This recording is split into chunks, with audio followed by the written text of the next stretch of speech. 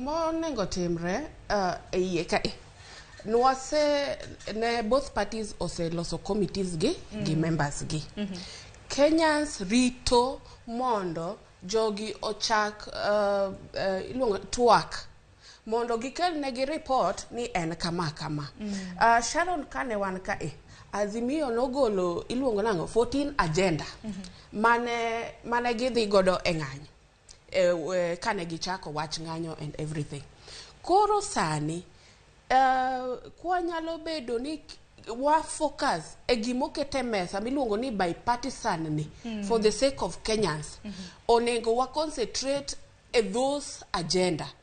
Ka chopo samani koro wadwa bete mesa to agenda moro walk from below the table koro ketho conversation kaka gik moko onengo dhi alafu ukelonwa jo Azimio kelo excuses ni okotimore kakotimore wadoge streets. Jo Azimio obed piny gindik gik magidwaro gi exhaust sama wawacho ni meeting kawuono waromo gi jo bipartisan kiny kila ng'ato okel agenda ne e mesa.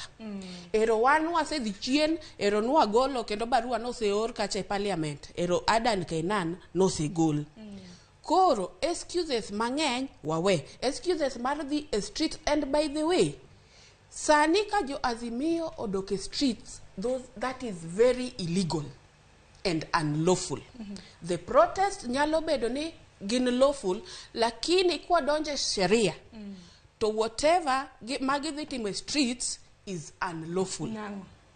Is unlawful nikech okinyal bede mesa at the same time agenda mikele mesa ni.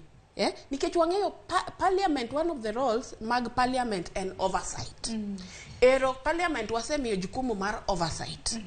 Kendo ichakidhi on the other side niti mang'owa discuss the same agenda mantiere mesa. Koro